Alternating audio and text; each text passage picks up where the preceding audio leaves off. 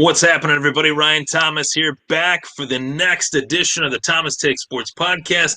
I am joined by Kyle Hughes, great buddy of mine. We've taken a dive into a lot of fights over the last, what would you say, year? We talked about the Conor McGregor Cerrone card. We've talked fights constantly on Instagram. We're always talking fights. So I'm like, you know what? Why would I not have Kyle Hughes on the podcast? That makes complete sense. So, Kyle, how's it going, buddy? Man, I'm living the dream. Definitely has been a little bit of a change moving out to Kansas City from Buffalo for the last 6 years, but hey, no complaints. I'm still loving the fight game, watching everyone I can every fight night. It's awesome, man. Right. I gotta ship out a Thomas Take Tea to you. So get me your info. I'll ship one out to you. Free of charge. Why not? Oh, you're the man. You're the man. I'll get you a koozie too. I should have grabbed that. Well, I won't grab it now.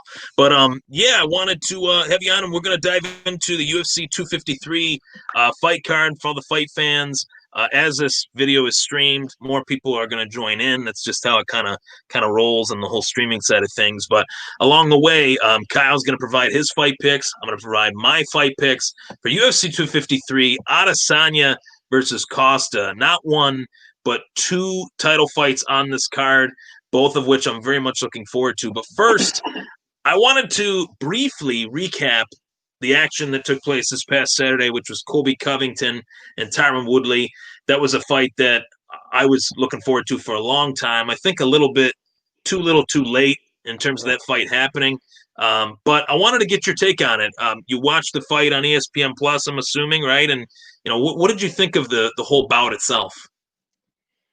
Yeah, man. I mean, I think it was what was it, DC that said it best after the fight. You love him or hate him, but man, Covington is not someone to mess around with. I mean, there's not too many people that'll go on a Donald Trump post-fight rant like that. I mean, that's something I really have never seen before Covington, and probably won't ever see it with anybody other than Covington. But right. You can't deny that guy is an absolute just shutdown fighter. And yeah, I think you hit it.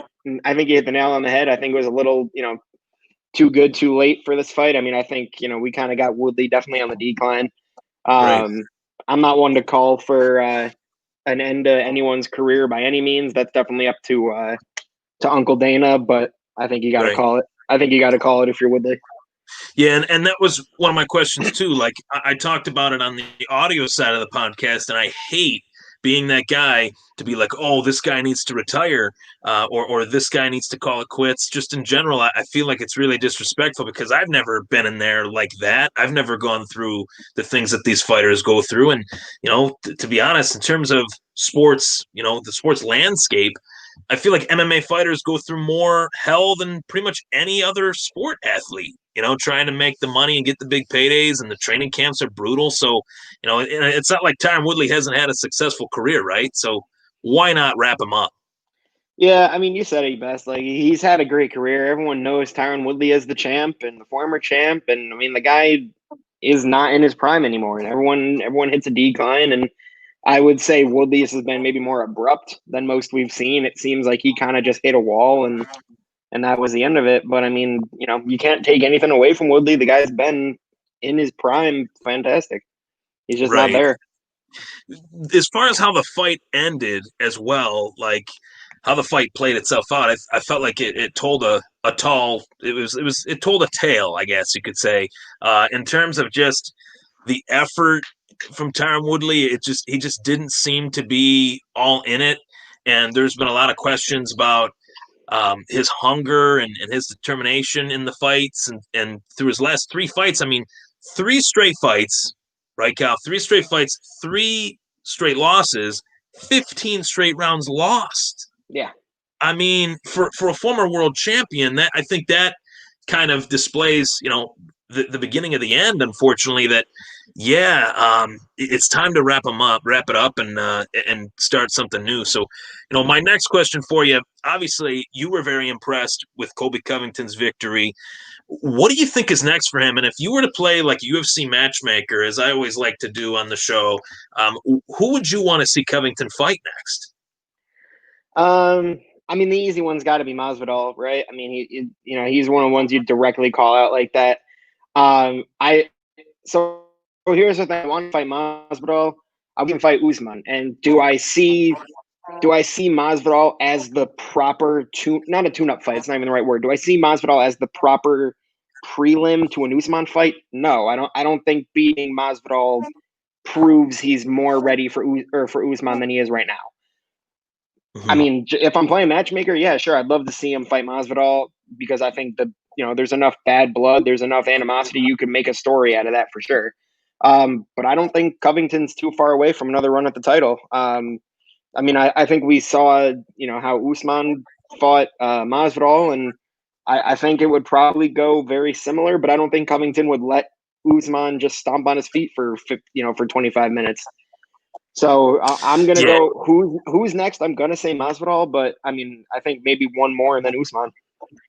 Either way, you're in a pretty good spot. If you're Colby Covington, the best thing that a fighter could have is options, right? And he's got the option of fighting Jorge Masvidal, who's a money fight and is a competitive fight, and then you have the whole backstory of their bad blood, that they were friends, they lived together for like 8 years, something like that, in South Beach. And the fact that as both of these guys climbed the ladder, it was apparent that eventually that they're going to fight. So I think the timing for that is now. But man, did you watch that post-fight press, the post-fight show, I should say, between Kamaru Usman and Colby Covington? No, I didn't actually I didn't stick around for it. I wish I did. In terms of, I watched it on the actual live, ESPN Plus feed, and then I watched it again and again. I've watched it on YouTube like 70 times, let's be honest. I've watched it quite a lot. The bad blood between Kamaru Usman and Colby Covington, like, I am so torn as to whether I'd like to see Covington fight Masvidal or Usman again. But Usman's got to fight Gilbert Burns, right? And I think that's only fair.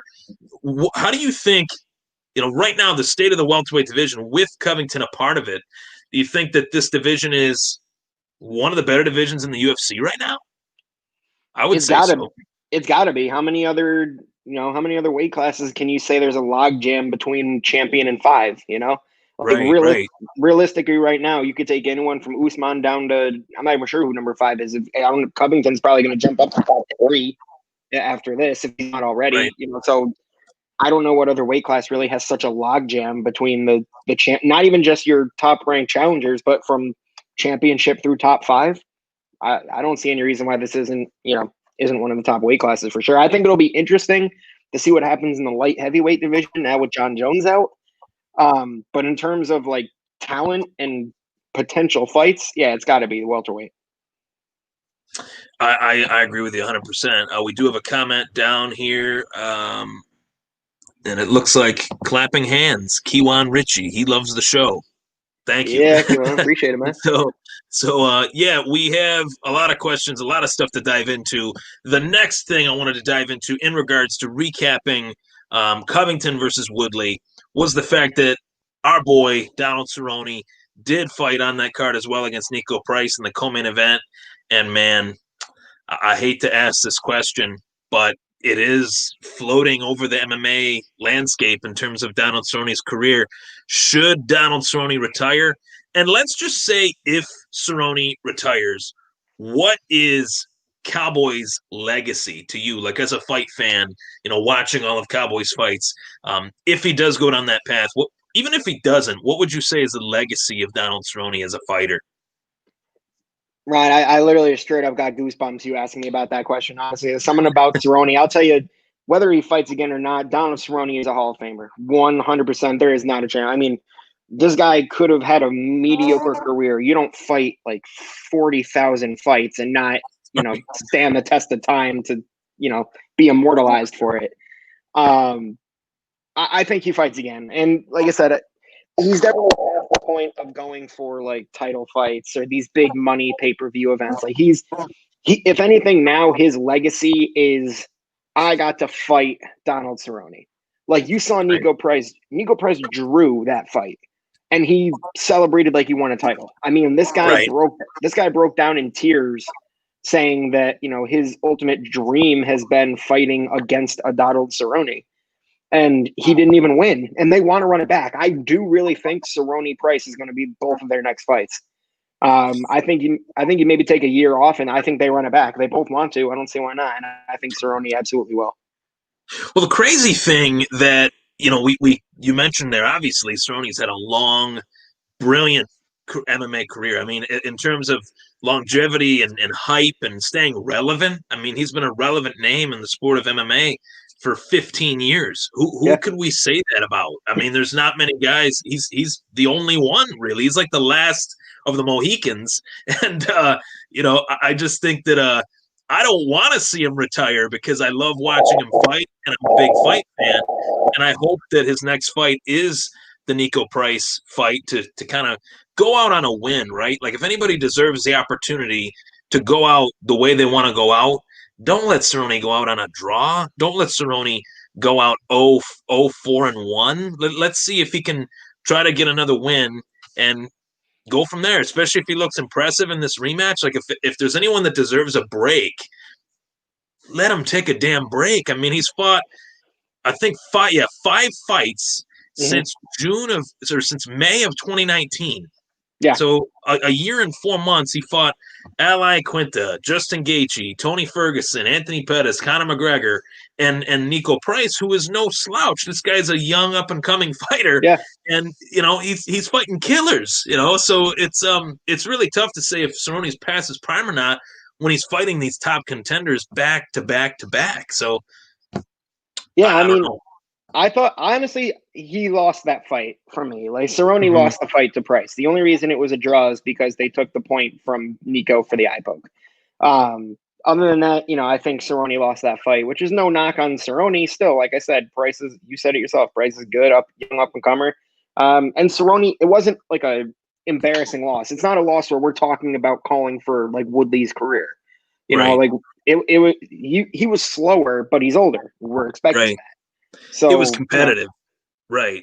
It was extremely competitive. I mean, beyond that first round with Nico Price landing the eye pokes, I mean, the second and third round for Cerrone, he recovered from that. And I thought he fought pretty well. And if you look at like the damage that Nico Price was wearing in comparison to the damage that Donald Cerrone was wearing was there was a discrepancy there in terms of that. Nico Price had cuts all over his face, bruises, where Cerrone looked like he just took a shower. It was pretty interesting. So Cerrone wears punches well, man. I mean, you could hit that man for 15 straight minutes, and he'd maybe have a flush face.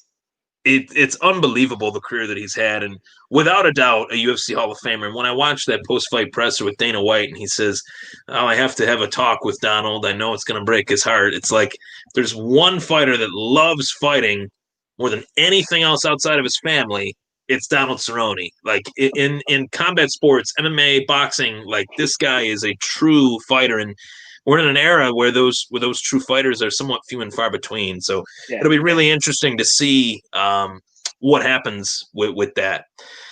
So I got to ask you too. There is a guy by the name of Conor McGregor. I don't know if any of those people out there tuning in have heard of Conor. I'm sure they have. He's the biggest name in the sport. We're always wondering what's next. And in terms of your fight fandom, you've talked about it on my show before that your fight fandom, especially for the UFC, was magnified, amplified by the emergence of Conor McGregor. The state of the world right now with COVID-19 and everything going on, they pretty much put Conor on ice and said, we're not going to have him fight. We're going to, have him, take a back seat for this year, and then maybe he'll come back in 2021. So my next question is, who should Conor McGregor fight next if and when he does come back in 2021 from this retirement? Well, if you allow me, Ryan, give me 10 seconds and I will have an answer for you. I should have had this prepared ahead of time. I do greatly apologize. However, let's see what we got. Surprise, surprise. He's got the Irish flag. Back. Oh, man. Man, I don't care who he fights. I don't care when he fights. Get this man in a ring and he'll smack some faces around. That's a good take right there, man. You threw me for a loop going and getting the Ireland flag. I'm ready, man. Awesome. I'm telling you, man. I knew this was coming, and I know 2021 is going to have something in store for McGregor. I don't know what, I don't know who, I don't know when, I don't know where, but he'll be back. Well, they've said too that they have plans for him, right? They said too that we got plans for Connor. We got things in the works. It's like Dana, throw us a bone here. Like let's let's actually Yeah, figure out what's next for him. Like give us something to look forward to. This year has sucked, not in terms of the UFC, but just in general. just That if I life. can, I'm waiting for Cobra Kai season 3 and who Conor McGregor is going to fight. Like those are like the two things that I'm waiting for right now. Hey, So I don't think it's outlandish to put McGregor with one of the Diaz brothers. I don't know who it's going to be.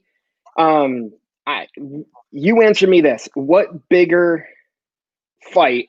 What other matchup could a return of Conor McGregor, or let's put it this way: what other matchup could beat a pay-per-view of the return of Conor McGregor paired with the trilogy of Nate Diaz? in terms of knowing what you're going to get of a true fight, and that is why I don't want to see Conor fight Habib yet. If they fight, He so doesn't be it. deserve to. He doesn't Right, deserve to. not right now. Yeah, not right now. But in terms of like knowing what to expect and seeing a true barn burner matchup between two guys that obviously have bad blood, there is no bigger fight. I don't even think there's a bigger fight in combat sports right now than the trilogy of Conor and Nate. And it says a ton because Nate can lose a couple fights in a row and people still want to see this guy fight. It goes back to what we've talked about with Cerrone. He's lost arguably 5 fights in a row. If they announced that Donald Cerrone was fighting next week, I would set my DVR and watch it. So it's about styles and how styles make fights, obviously. And I would love to see the trilogy. I need that question answered as far as who can outlast who. And we still don't know yet. I mean, Nate won that first fight. Conor won that second fight in a 5-round decision. It was really close. It was a split decision, I believe. My memory serves me right, or majority decision. So why the hell not? Nate's not fighting anyone right now. Like, who better to put Nate in there with right now than Conor? Nate's not fighting anyone, and I think you can make a strong case for Nick Diaz too. I mean, Nick making his return to the octagon, like it's not the Diaz brother people would like to see, but I'm telling you, I don't know what Dana's plans for McGregor are. He said it's other than fighting. I'm not, or he didn't commit to it being fighting. Right. I don't know if is he like working ringside. Is he gonna become like a fighting commentator like DC? Like I don't. All I can say to that is, can you imagine just watching a fight and hearing McGregor and then like, oh, what the fuck? He landed the left hand. Yeah, I don't know if it'll be commentating. I do see that in his future at some point for sure, but I'm wondering if it has something to do with his promotional company, his entertainment company, something along those lines of like a co-promote, like boxing, MMA event, because I do know that they're still talking to Floyd Mayweather about a rematch, and that'll always be waiting in the wings if, in fact, Floyd decides to come back. But I want to see McGregor in the octagon, and I think a Nate Diaz trilogy fight would make all the sense in the world. If not, man, it's really tough because he looked so good at 170. But I think his home is at 155. I personally would like to see him take on a Justin Gaethje or maybe the winner of the Gaethje Habib fight. I know, he's not really deserving of that yet, but you know it as well as I do, Kyle. He's such a draw that he can really dictate whatever fight he wants. I think Dana's in a tough spot where I personally, for what would make sense, and like me, I'm the biggest McGregor homer there is. He does not deserve to have the winner of Gaethje Habib. He lost handedly to Habib. I mean, he lasted as long as he could, but the grappling of Habib was just way too much. And Cerrone wasn't much of a test for him. He beat him in 40 seconds with a shoulder.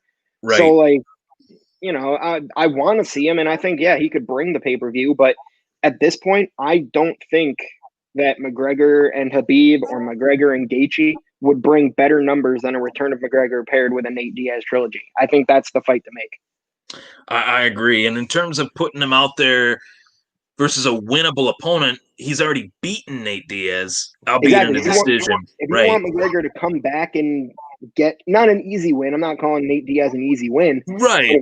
If you want to come back and say, let's give McGregor his best shot at a win against a strong public, like that fight will have every public eye on it. Right. So you want to give him a winnable, maybe build the rise of McGregor. I really don't see any other fight to make. It's very interesting, and it's always interesting when we're talking about what could potentially be next for Conor McGregor. It is the story that just keeps on giving. We're It waiting really and is. waiting and waiting. And honestly, the longer you wait on McGregor, the more I'm afraid he's going to get into some more legal trouble. So let's just get him back in the octagon and worry about it later. And that's another thing too. Like being Conor McGregor is dangerous. It really is. Being him is dangerous. And it's not even his own fault. He's just such a famous person that he's a worldwide superstar. Like, and it is so to hear these disheartening things about some of the things that he's allegedly done. It just kind of makes me think to myself, man, keep a closer group. Make your group smaller. Only keep the circle small and keep people around you that you really trust and really have your best interest. And it's so much easier said than done. I mean, if you're Conor, it's so much easier said than done.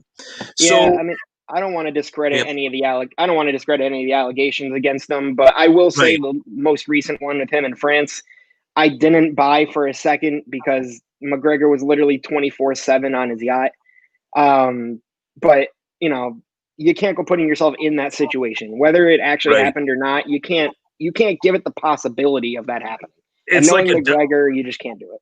It's just like a dark cloud kind of follows him lately. And even if he's trying to, and he put out that tweet that was it was pretty sad actually. I saw a tweet that he said that people are rooting for his downfall and he doesn't know who to trust and stuff like that. I think it might have been on Instagram and Twitter, but it's got to be tough being him actually. Like people say, oh, he's got the money, he's got the bravado, he's got the wife, the kids, but at the same time, he probably can't even leave his mansion without being bombarded. I mean, he's such a famous person. So an interesting life change from going from being on welfare in Ireland as an amateur MMA fighter to the biggest celebrity that the sport has ever seen. So but yeah, we'll dive into the UFC 253 card here. We're going to dive into it right now.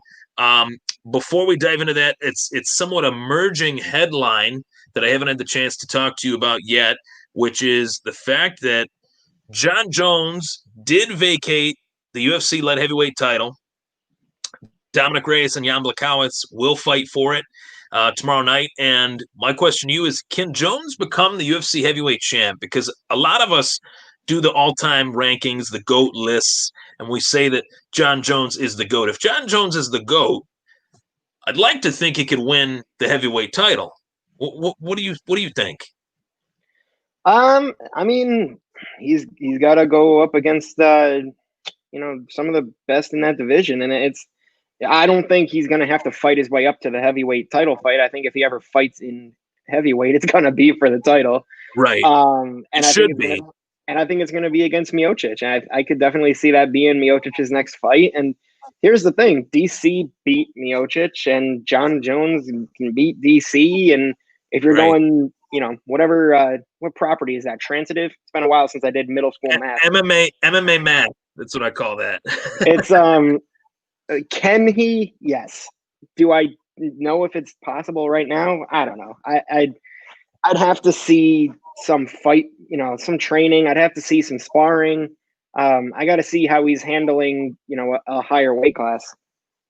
Yeah, I think moving up from light heavyweight to heavyweight, the one thing that I know about Jon Jones is those legs are tiny, man. He's got to get those legs a lot bigger if he's taking on guys like Francis Ngannou and Curtis Blades and some of these guys. I mean, I think Jones is the greatest talent that there's ever been in MMA. The only opponent that he's actually had to fight is himself. So it's one of the things that another intriguing storyline in MMA. But I wanted to talk about that a little bit to kind of be a precursor to some of the fight picks that you have for the UFC 253 fight card. And Hakeem Dawodu versus Zubaria Tukhugov. You got Dawodu winning that fight. Ketlin Vieira versus Zahara Eubanks. Vieira and Kai Kara France versus Brandon Royval. You have winning that fight. You have who do you got winning that fight? You got Royval winning that fight. I agree with all three of those picks. As the graphic says, I agree with all three of those picks. I think Royval is a definite up-and-comer. Dawodu, I remember he fought on like I don't know, one of his last fights, or maybe it was a regional promotion. That guy's dangerous. Dana White has such an eye for finding that talent, and all three of those fighters are talented in their own way, so I think they're going to get the W's. I agree. I think Dawodu at 11-1-1 in the flat or featherweight division. I think that's going to be a decent fight. I'm not usually one for the opening fight on a main card, but I do think that Hakeem Dawodu is going to get it done. And I'm a huge fan of Royval, man. I'm gonna be honest with you. I don't know much about the Vieira fight, so I'm kind of just going off, real experts in the field there for that one. Right. But I know what Royval brings to the table. I know what he brings to the octagon, and I genuinely believe that Royval is going to take that handedly. I'm going to put probably a good, $25-30 down on Royval just to cover my butt. I think Royval is going to win decisively. And I know Kai Kara France is a really good fighter, but this guy is really good. I've hyped him up on the show a few times.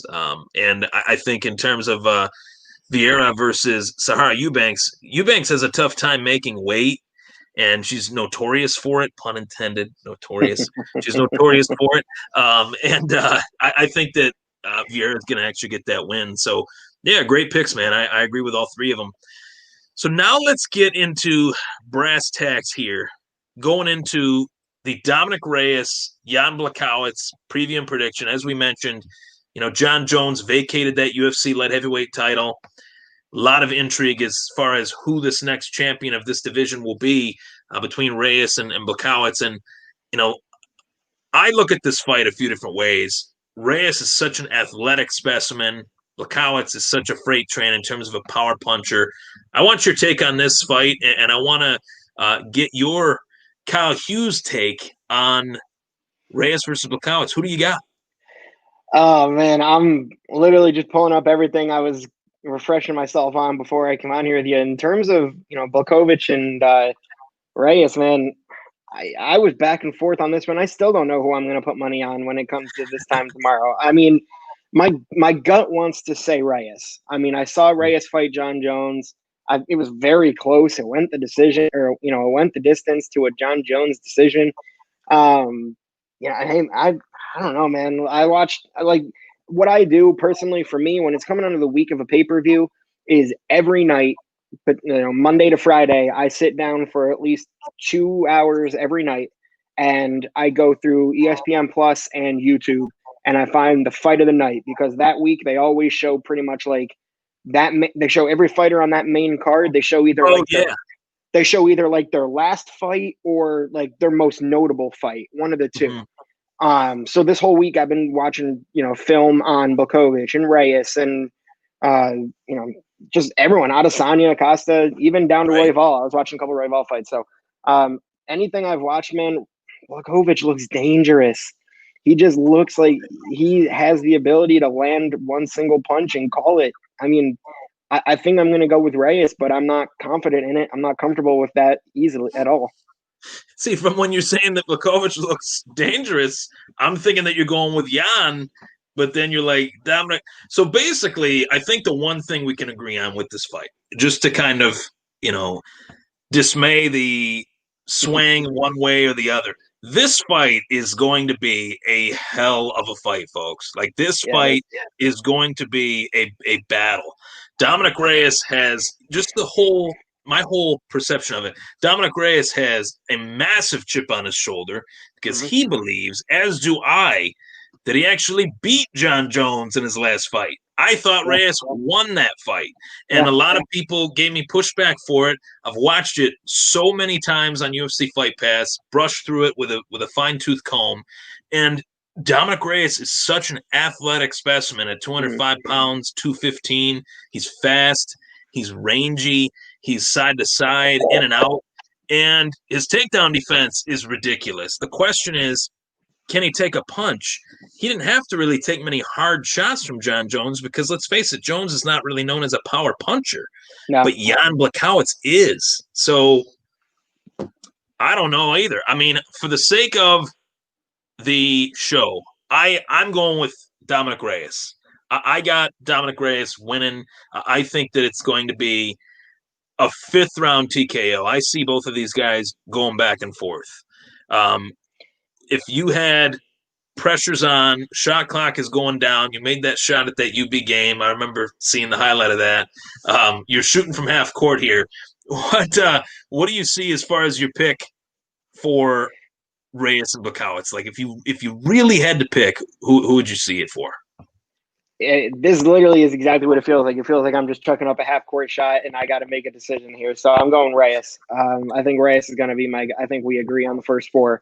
I think it's, like I said, Blachowicz is dangerous. I'm not going to deny that. And I still don't feel confident in it.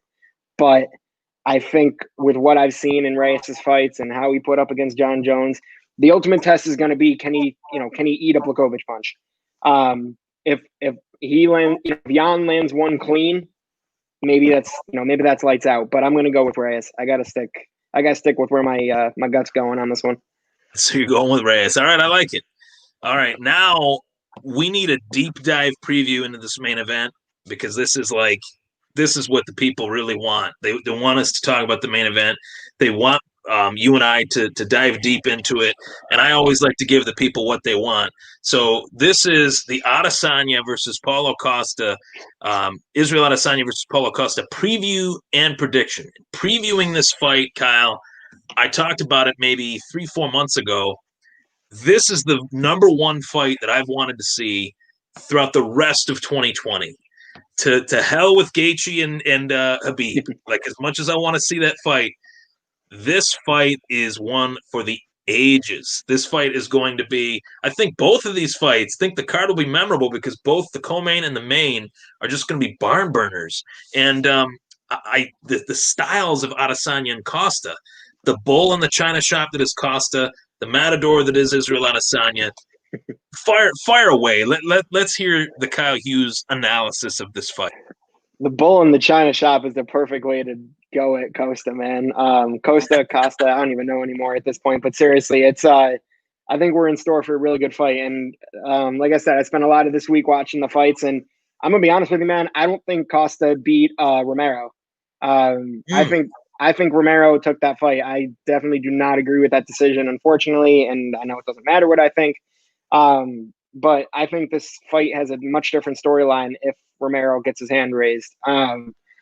Not to take anything away from Costa.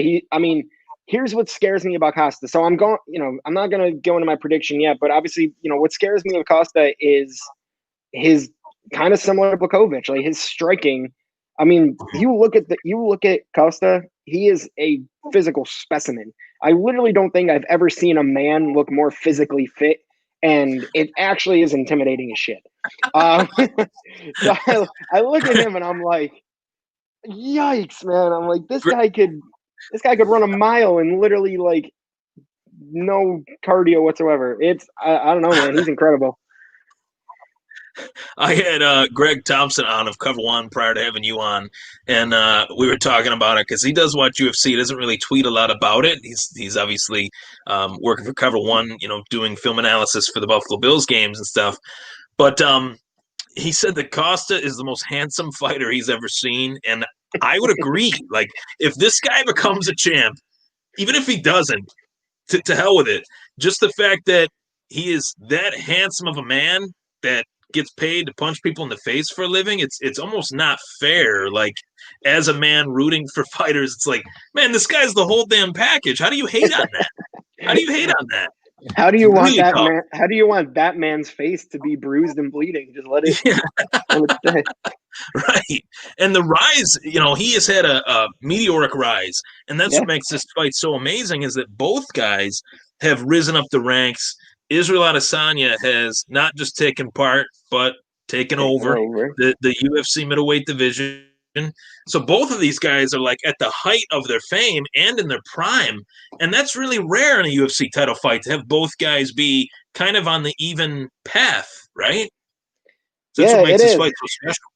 No, it is. It's definitely rare. I mean, it's been 11 years since we've had a middleweight title fight of undefeateds. Or first time it's ever happened in middleweight. And I think first time in 11 years that we've had an undefeated title fight. Right.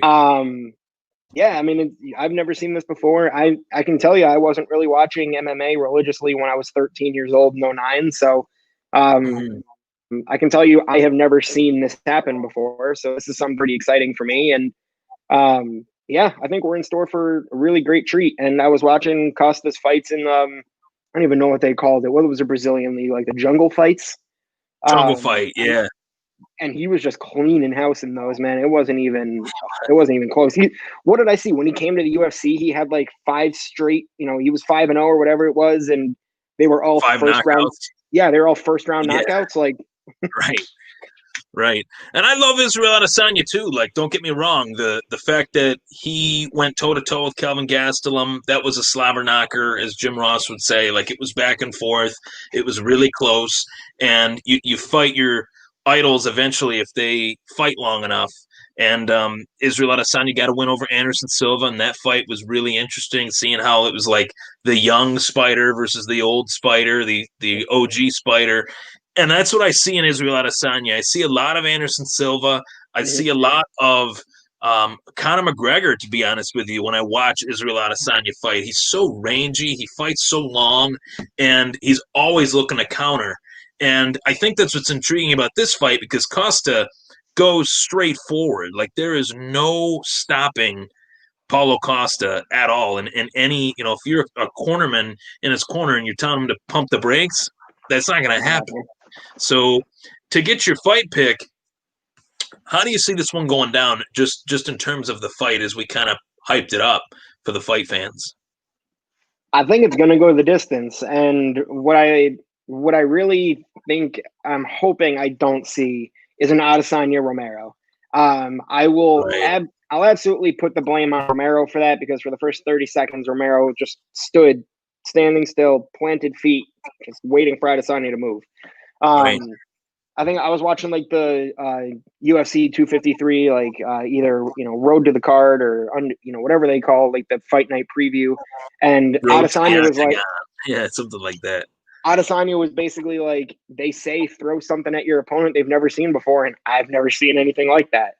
I don't think Costa's going to be that guy. I think maybe Costa's talking a lot of smoke, and he'll get in there and get intimidated. Who knows? But based on the talk I've seen and talk I've heard, I don't buy it. I think we're going to have a barn burner brawl, but I think it's going to go the distance. I don't see this ending by ref stoppage.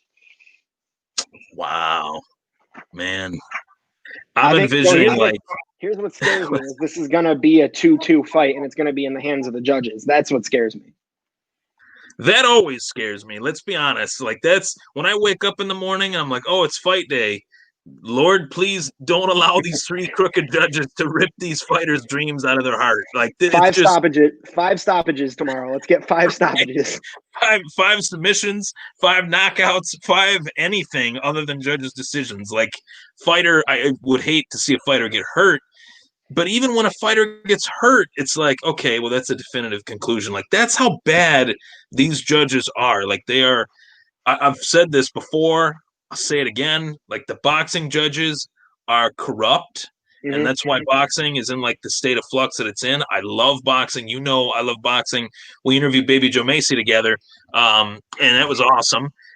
I love boxing, but MMA-wise, the judges are just so inept. They just don't know the sport. They're boxing judges judging MMA. It's like having a football coach try to coach hockey. It doesn't. It's not anywhere near the same thing. No, it'd be like taking one of the NFL replacement refs and saying, all right, go out in third base and make these calls, or be a home plate umpire, call balls and strikes. Like, you're bad in your own sport, and now you're going on and making game-changing calls in another. It scares me. It scares the hell out of me. And there's so much more definitive in MMA because the matchmaking itself isn't crooked either. Like we talked about it before, two guys at the height of their prime, the height of their fame, that are undefeated. This does not happen in boxing. Like it doesn't, not as much as it used to. And when it does, it's always later than it should have been. It's always like even Tyson Fury and Deontay Wilder, the first one. It's like we waited quite a while for that one, and we still didn't get Fury and Joshua, and we still haven't seen Joshua and Wilder. So it's like MMA is just so much more in terms of just natural, in terms of its competitive nature. Right now, it doesn't even hold boxing doesn't even hold a candle to MMA. I don't think in that regard, but I think that this fight, like to what you were saying, as far as it being a slobber knock. Canelo on the court with his own promotions. So like, I think it's definitely going to be interesting. But yeah, I think you're spot on. I don't think boxing holds a candle to MMA over. Right now, I see MMA just rising and rising and rising, and boxing is just kind of going away. I think that I might actually lost you here, right? Yeah, it is a little bit back and forth here connection wise. I'll try to re-add you. Let's see if we can re-add Kyle here. Yep, we lost him. I'm gonna try to re-add him into the stream. But yeah, it happens. This happens a ton. Just one of the rigmaroles of there he is. Yeah, I lost you too. I have no idea what happened. Yeah, that it is what it is, man. It's just the internet, just the regular stuff. It happens. But yeah, as far as where did we leave off before it got a little funky? Essentially it was just boxing not holding a candle to MMA, and I said honestly, you don't see anybody in the UFC going to court with their own promotion company. So right. I mean, hey, it is what it is, right? And I haven't even really taken a deep dive into that situation yet between Canelo and Oscar de la Hoya, but Oscar de la Hoya is a weird dude. Like he doesn't seem to really have it all together. And I have a bone to pick with him just due to the fact that he put a 48-year-old Chuck Liddell and a 44-year-old Tito Ortiz against one another. It's like, come on, man. Yeah. Like, why would you do Chuck Liddell dirty like that? I mean, it's Chuck wanted the fight, but cocaine's expensive, man. Got to make money. That was one of Dana's best lines among many. But diving into the fight too, circling back, we do have some comments here. Nadif Taylor says Brandon Royval real main event. That's a bold take right there. So here's the thing with Royval on that one. I mean, I could see it. Like if he wasn't going up against an Adesanya Costa, like he deserves it. Yeah, he's risen up the ranks for sure. And I think this performance against Kai Kara France, especially in the flyweight division, the flyweight division, yet Davison Figueiredo and Cody Garbrandt going head to head. I'm wondering if Royval gets off an impressive performance, maybe he's next for the winner of Figueiredo and Garbrandt. Costa looked a little drained at the weigh-ins. Izzy round 5 TKO. I mean, for Christ's sake, I would hope he looked drained at the weigh-ins. He cut 30, 40 pounds. And that was kind of a preview to my take on the fight too. Like going into my preview and prediction and my pick, we actually didn't get your pick yet as far as you see it going the distance with who getting the nod. I think Adesanya gets his hand raised. I just don't see. Like I said, if Costa can catch Adesanya with a power hand, maybe. But to that comment's point, he did. I watched the press conference and the stare down, and he just looked tired. He looked just thin. I mean, thin for him, still very handsome, but thin. And yeah, I think it's a decision to the judges, but I think Adesanya wins it. And you and I have had this conversation before. I think he gets the champion's advantage. I think this is going to be a fight. Costa has to win. Adesanya won't lose it. Costa has to win it. And I just don't know if he has that with the weight cut. Well, as I always like to do, I want to play devil's advocate. Uh, I'm going to go with Costa, Paulo Costa, and new UFC middleweight champion. And I have not given an official fight pick on this fight yet. This is the first time I've done so with Kyle Hughes on the show. Thanks for joining me, by the way, Kyle. It's always a pleasure. Yes, sir. Yeah, so I think Paulo Costa is going to win this fight, and I'm going to tell you why. I think that Israel Adesanya, as impressive as his rise has been, you look at some of the guys that he's fought. Anderson Silva, obviously a little bit long in the tooth. Kelvin Gastelum, I don't think he's quite near the striker that Paulo Costa is, and Israel Adesanya battled him for 5 rounds. I look at the Yoel Romero fight. Adesanya knew if he stood and traded with Yoel Romero, it wasn't going to end well, just due to the size and mass definition advantage that Romero had. And now, in some ways, Israel Adesanya is going up against a younger version of Yoel Romero, maybe not in the wrestling department, but as far as a striker that has power in both hands and a guy that has the body mass advantage over Israel Adesanya. Going into this fight tomorrow night, Costa's cut a lot of weight, but he'll probably weigh around 215, 220 for this fight, whereas Israel Adesanya might weigh like 195, maybe 200. So there will be a weight advantage in this fight in Costa's favor.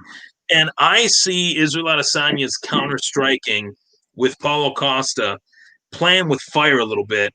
And I actually think that Paulo Costa is going to get the finish. I think maybe 3rd or 4th round, Paulo Costa is going to get and catch Israel Adesanya. So what do you think of that? I think I lost him again. You still there? Yep, we're back. No, we're back. Okay, good stuff. What did you hear of that? Did you hear all of it, or? Dang, we lost him again. Pretty much nothing past the Costa decision. It keeps going back and forth at this point. I don't know what the hell's going on. My internet has been good all day, but I think a 45-minute live stream is taxing it a little bit. Yeah, you're pushing it. Well, yeah, this is the end of the show, of course, too. So, basically, I said that I think Paulo Costa is gonna get the win. Did you hear the reasons why? Yeah, I mean, and I agree. Like, I definitely see that. Like, the striking is going to be tough. And I think Adesanya, if he's going to try and stand and counter with Costa, then it's going to be tough. And that's why I don't want to see this go down another Adesanya-Romero route. I could see it going that way because I think Adesanya kind of reminds me of a Usman. They're just going to do what they have to do to win. Right.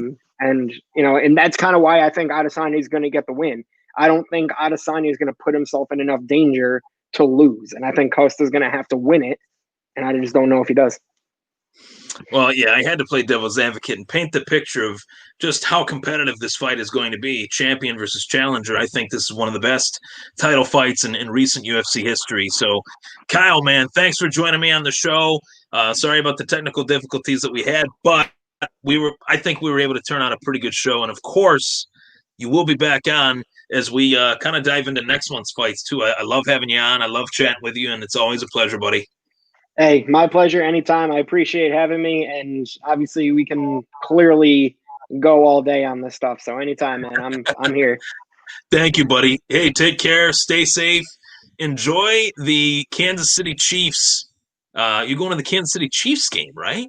I am, yeah. 10-4 against Chiefs and Patriots against the new Cam Newton. The new Cam Newton Patriots. It's going to be interesting, but I think it's going to be a good time. Yeah, I definitely think so, too. Those are both of my fantasy quarterbacks, so hopefully they light it up. Let's hope so. Hey, I don't see why any reason not. It's not like any of those teams have a stellar defense. That's true. Well, Kyle, man, thank you so much for joining me, buddy. Always a pleasure, and we'll be talking soon. Absolutely, man. I appreciate it. Thanks. Take care, buddy. Yes, sir. Kyle Hughes joins me on the Thomas Take Sports Podcast. Thank you so much, Kyle, for tuning in, or thank you so much for Kyle coming on. I greatly appreciate chatting with Kyle. Any chance we get to discuss the fights, always a good one to have on the show and dive into the fights. Israel Adesanya and Paulo Costa, folks, is going to be a great fight. I think in terms of fights for the ages, this is going to rank up there with like Robbie Lawler, Ray McDonald 2, Stephan Bonner, Forrest Griffin. Like this is going to be a really epic just battle between two guys that have a deep, deep beef. Two guys that really don't respect one another, and it's not fake. This is real stuff. So thank you so much for tuning in, everybody. I'm Ryan Thomas. That was the Thomas Take Sports Podcast. Take care.